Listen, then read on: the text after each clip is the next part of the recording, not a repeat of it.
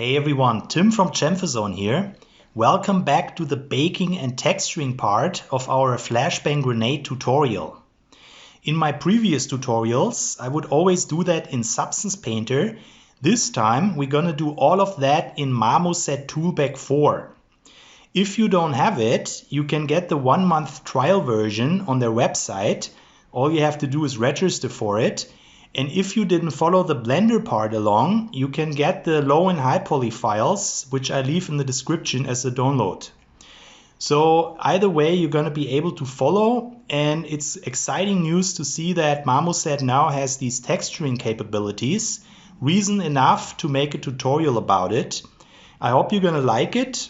If you do, please subscribe and leave a like, and stay tuned for more tutorials to come in the near future.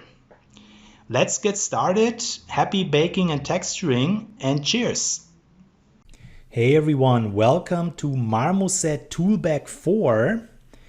I'm on version 4.02, and the first thing we're gonna do is add a new bake project to our scene, and then we can define the output here, which we want to put to PNG. I'm gonna call it Flashbang _new. I already have another Flashbang there, which I ran as a test. So now we can use our quick loader, and we're gonna add the Flashbang FBX that consists out of both our low poly and high poly. So now you can see we have the materials that we assigned in Blender, and this one here is the one for the low poly. I'm just gonna increase the albedo color to being white. The other ones are the ones that we use for our color ID here on the high poly, which we can toggle here on these buttons. Now let's just have our main camera view put to orthographic. I mean, you can also leave it in perspective. I just like being in ortho view always. Back on the bake project, I'm gonna enable all these maps here, and under configure, we can also add a position map if we want. So let's close that. Now this is our output, and then I'm gonna put the samples up to 16, and we can also put our resolution up to 4K. We can always scale that down later, and then we do our preview bake here. So this might take a moment to bake, but essentially the idea is that we make a preview first, and then we commit to the final bake once we check that everything came out the right way. So this might take a little bit here for the AO, but that's okay, because once it's done, it automatically assigns it here to our low poly, and now we just want to make sure that everything came out fine. And since we did a good job with our naming convention back in Blender and also our modeling and unwrapping, everything looks good to go. And now we just go back here to our bake project. And first, I just want to save out my scene here. I'm also going to call it Flashbang _new. Don't forget to save frequently. So once we did our save, we can then commit to our final bake here. We did the preview first, and then we hit that bake button. I'm just gonna speed that up a bit here. It actually takes longer than it looks like on my end. But yeah, preview first, check everything's okay, and then you hit the bake button. If you go on that magnifying glass symbol, you can check through the textures that just baked out, and also double check if there's any errors. Or you can also look at it here live on our model by clicking on that sphere icon. And let's say you notice there's something wrong, like you have a bake issue. You can always increase the cage size by clicking here on low for each individual element, and then you can adjust the offset here. So you can see how the Marmoset Baker is very powerful. Let's go to the texture tab. And then I'm gonna add a new texture project here. And now what we want to do with that texture project is to have our Flashbang material here from the low poly, and we assign it here to the linked materials. So once we did that, we have to reassign our textures that we just baked out. I'm gonna do that one by one here. And then we basically have the base that we need to do our texturing with that. So even though we also baked out a position map, I don't actually see a slot for it here under input maps. But these 5 maps will do perfectly fine. Our project maps are the ones that we use while we work on it, where we can adjust roughness, normal map strength, and so on. And the output maps are the ones that we export over to, let's say, Unreal Engine or Unity. So this is basically the base setup. And now here under our layers, you can see that we have this tab where we can cycle through our different modes. These are the ones that we're going to use while we texture. And now it's time to add some materials which will also make use then of each one of these modes. They consist out of normal information, roughness information, metalness, and so on. And speaking of metal, let's go over here to that metal tab. And if you double click any material, you can download it. So I already have a whole bunch downloaded. If that icon on the upper right is not there, it means I have it already. So let's, for example, try this aluminum. You see how this applies it to the whole object because we don't have any masks assigned yet. But in fact, I want to delete that. And I'm going to search for nickel. And I really like this one here, the nickel poct. I already downloaded it. So now we have this nice bump on it, which in fact might actually be a bit too strong. So if you want, you can either increase it, or in my case, I want to decrease it a bit, maybe 0.42. We can also make it a bit more glossy if we want. So you can see how this gets more shiny as we draw on these sliders. And we can also add a different color here. Like I want it to be a bit more bright actually, because this is the underlying material.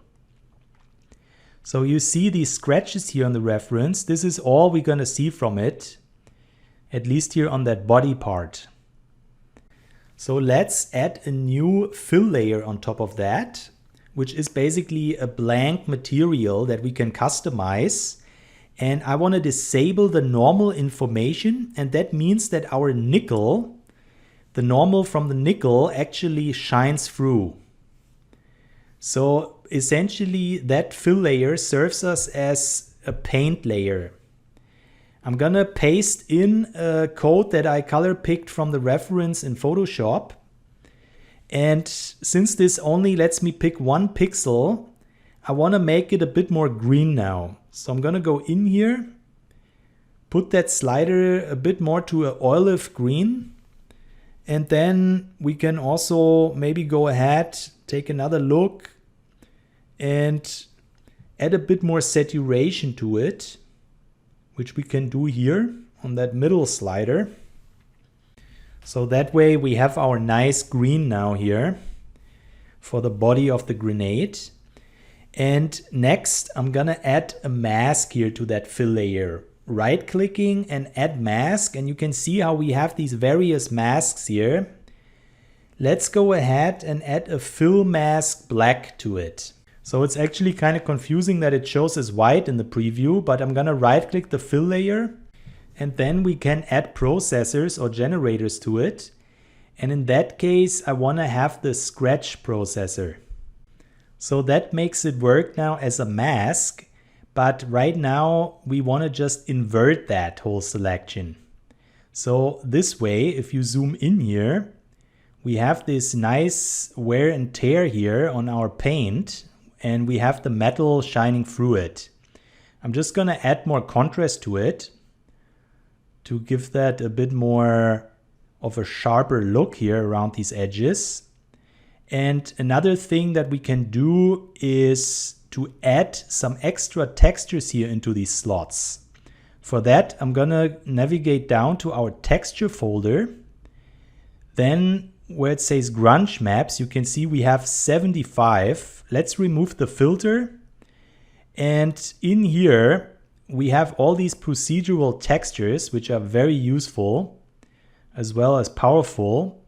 And let's, for example, download the dust surface. And then we can just drag and drop it here into that first grunge map slot, which is set to multiply. I'm gonna increase the intensity now. Let's see what that looks like. And that way we have a bit more of a random look and it's not as procedural looking. So we can also add yet another scratch texture here to it, which is set then to add on the blend mode, which by the way we can also change and play around with. I'm gonna have this fingerprint heavy, which is kind of interesting looking but way too strong. So I'm gonna have the intensity lowered quite a bit. And I'm gonna go back here to the dust surface and add to the intensity. And that way we can quickly get a very interesting look here for this worn off paint that we have on the body, by playing around a bit here with the contrast. I often say play around because that's often what it is. You gotta just try out these sliders and see what works. Look at your reference image. And that way we get to our results. We can also cycle here through our different texture views, such as roughness. And here we see our metalness shining through here, that nickel that we have under it. Whether that really is nickel or not doesn't really matter, as long as it's metal here in Marmoset, and that nickel looks very nice. So back to full quality. We can, by the way, also turn on our wireframe mode here. And we can do the same thing here also in the 3D viewport under that wheel icon. I'm gonna actually adjust that intensity a bit more here so that this doesn't wear off as much as it did before. Just a little bit less. I also want to go back here to this material and look where we can adjust the bump information here. So if we crank that up a bit from 0.5 to 0.53, we get a little bit this look as if that paint has a little bit of thickness to it, as it would in real life. So now what we gotta do is make a group for these two layers. Ctrl and G will group it, and then we're gonna add a mask to it. Paint mask black. And now what we can do with that mask is go over to our fill tool. Contiguous mesh is what I'm having selected. Make sure to save before you do that, because I notice some crashing sometimes. Now I'm gonna put it to UV island, press X to put it to black, and then we can take away here from that element, which is actually metal. Let's just take a quick look at our reference once again. You can see this material here looks a little bit different than the rest of the body, but otherwise the same color. So I'm gonna take that group here that we already have. I'm gonna give it the right name, steel body. Then I wanna duplicate it. And then we can use this copy here for our lever. We just have to get rid of the mask that we currently have on it. I'm gonna delete it. And then we just have to add a new black paint mask to it. So let's make use then of our fill tool once again, in order to fill that lever here. And somehow I have it to UV island. We want it to be contiguous mesh. So another thing that we can then do with this material is to change it up a bit. I'm gonna click here on that folder, and then I want to go here into our paint material, the green one, and I want to make that a little bit more dark. Just a slight bit so that we have some color variation in there. maybe a little darker even. And also our roughness, I want it to be a bit more glossy. That's what I see on our reference. So let's go back here to our materials and let's assign some metal here to these rings and these pins, which are the same color ID. Let me just navigate back to our metal folder, and you can try out different materials here for it. I'm gonna filter the ones that I already downloaded. And then I really like this nickel poct. I'm just gonna drag it onto our material ID here in the viewport. So once that is done loading, you can see it perfectly assigned it here to everything that has that color that we were assigning back in Blender. Now there's just one issue that I have with this material. If you look at it, you can see these lines here going in the wrong direction. I'm gonna put it to roughness so that we see that better. We actually want these lines to go the other way. So let's go back to that nickel material, the main material for it. And then we can change the rotation to 90. And now it actually follows the direction that we would expect it to. Now I think that this bump is a bit too strong, so let's just lower the contrast on it.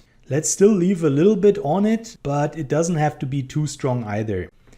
So what I'm gonna do now is have this nickel as our bottom fill layer basically, so that we can add things on top of that, but we don't have to worry that anything is missing. Everything already has a texture assigned.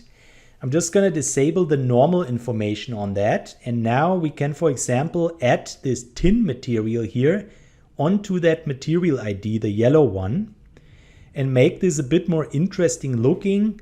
I'm gonna increase the tiling. I'm gonna have it here set to 15, and then let's bring that contrast down.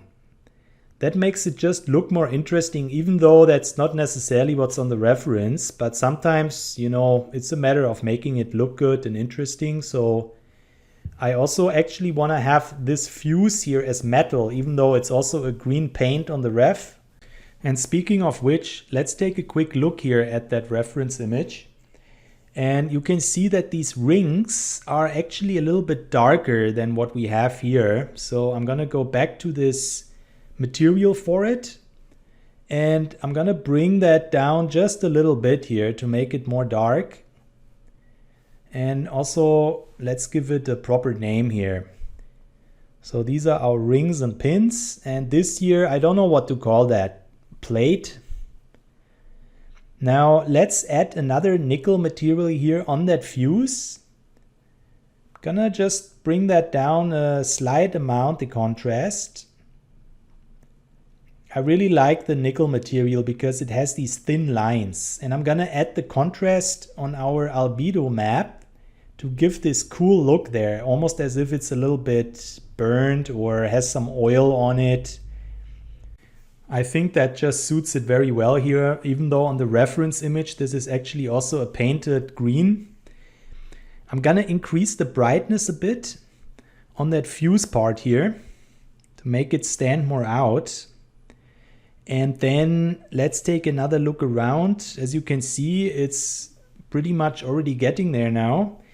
But we want to add also these stripes that we have. I'm going to use the glossy paint for that. I already downloaded it. So these are the stripes I'm talking about here. Let's start here with that one. Let's just assign it straight onto our mesh here, onto that color ID picker.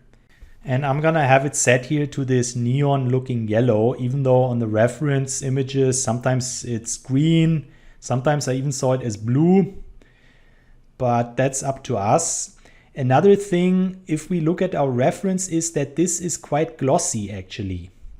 So these are the things where it's important to look at our reference for. And I'm gonna increase the brightness here. I should say the roughness, to make that more glossy than the painted metal. Let's switch over here to our roughness for that. It actually might be a little bit too glossy now. Let's bring that a little bit further down again. And that should do the trick here on that. Now we can reuse this material here for that part. And that color actually looks like it fits pretty well here. It's a bit of a brown looking color, or beige. And then I'm gonna use this painted crack. No, paint cracked. Painted crack sounds more unhealthy. We're gonna download that, and then we wanna apply that here on the text. So that way it already comes with a bit of wear and tear kind of a look. I just want to increase the brightness here on our albedo. So this is why we were doing that text in Blender. So far, I don't think that the Marmoset texturing tool supports text. I hope that's something they're gonna add in the future, because that's really awesome in Substance Painter, that we can also add text on our texture while we are in the 2D view or the 3D view. But other than that, Marmoset really became a serious competition for Painter, and I definitely like it. I hope you too. Let's go over here to the plastic rubber. I already downloaded it, the plastic scuffed, and I'm gonna drag it here on that piece at the bottom. If you look at the reference, this is where it's red and it looks like plastic.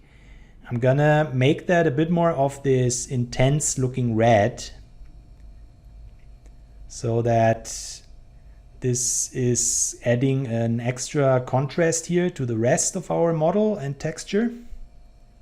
So let's take another look at the reference where we have this brass look here for the rest of that element. Let's go over to our metal. You can also try the other materials, but I already went ahead and I downloaded the brass here, that one. So with that applied, we can then also go into our color settings for the albedo and maybe add a little bit more saturation to it here. So now with that look, there's only one more thing left to do, which is that we have these screw kind of details there on the reference, if you look at that here. And for that we can use once again that material that we used earlier, that corrugated tin.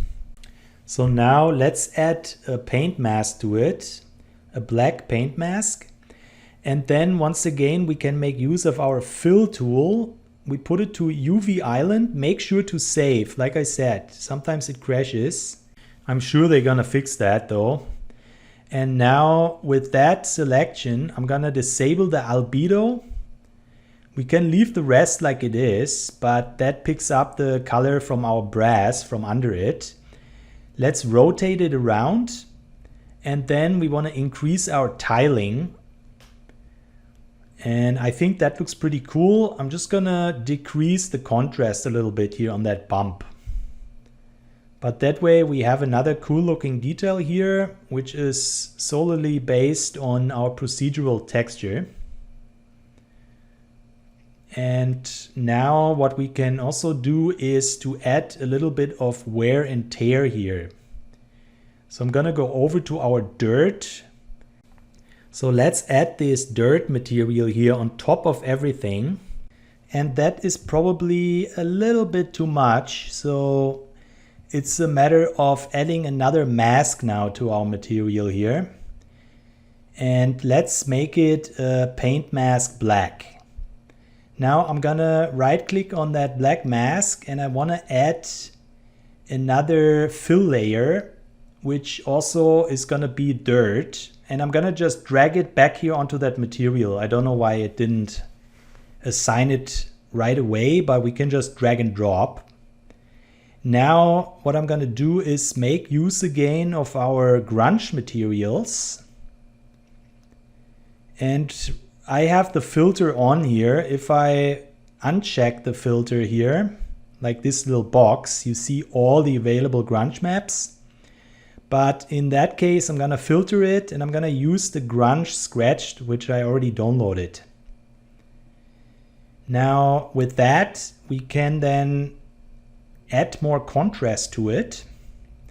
And seriously, it doesn't need much. We just want to have a little bit dirt.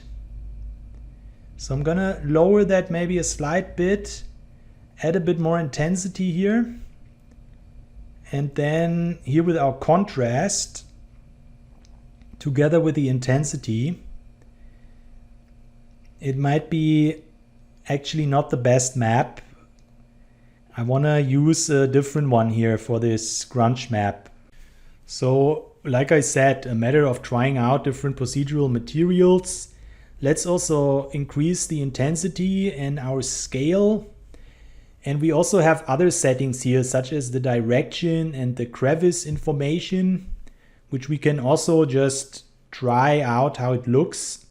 I'm gonna crank up that crevice intensity, which forms the dirt more where you would expect it to catch on. I'm gonna lower the contrast here on our normal. And then I'm gonna go back to our mask material. Right now we're still in the material for the actual dirt, but here we're back to the procedural texture. And let's just lower the grunge scale once more, bring up the intensity, and then we're gonna lower the contrast here. So it doesn't have to be too much wear and tear, but really just slight amounts to make it more interesting overall. You can of course also add more layers on top if you want. If you want to have like a certain look, like someone was going through the mud with that.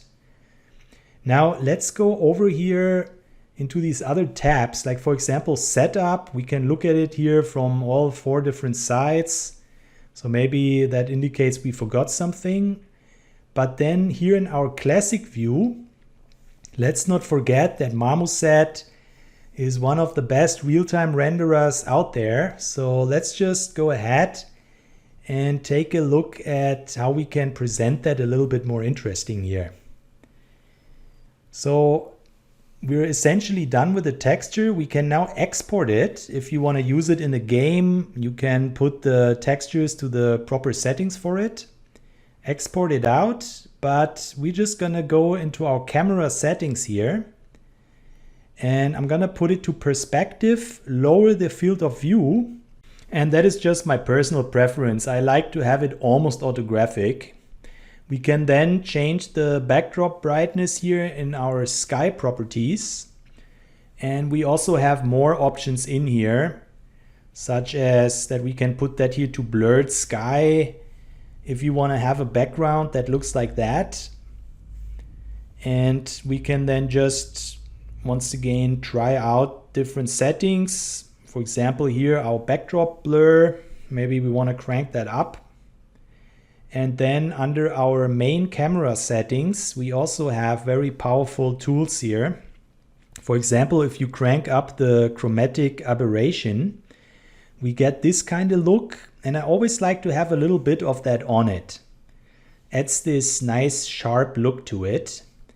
If we press Shift, we can rotate our skylight as we move the mouse left or right. And then we can also add maybe a little bit of a flare here. So in that case, it might be a bit too strong. So let's change the threshold and the size here. And then let's see what else we have. We can also add a bit more sharpness to it, and also we can add some grain if we crank that up, but seriously, that's not always necessary. I just like to have a tiny bit, a little bit of this extra noise. We can also add some bloom. That's always nice, especially for the metal. You just don't want to have that too strong. And here in our curve settings, we can do this classic wave kind of a curve to add some extra contrast as well. That's what I always like to do. And then let's take a look at it here from a zoomed in perspective. Once we're happy with it, we then go over to our sky and maybe do a final adjustment here on the backdrop brightness. And then most importantly, what we want to do is go to the render settings and enable our ray tracing. So that takes a moment to load, but now we have the best possible look here on our render. And it always takes a little bit to load that, but you can see we have now a really crisp look here on our model and our texture. And let's see what else we have. I always like to play around here with this backdrop brightness until I really like it. You can also watch my other Marmoset Toolbag Free tutorial, by the way, where I go quite in depth into how the camera settings work. So make sure to check that out as well. This might not even be the final render yet, by the way. Probably I'm just gonna try out different skylights and, as usual, just trying out different settings until we get the perfect result. And that's the same thing that I would like to encourage you to do with everything that you learn in these tutorials, hopefully. And if you like them, stay tuned for more tutorials to come shortly.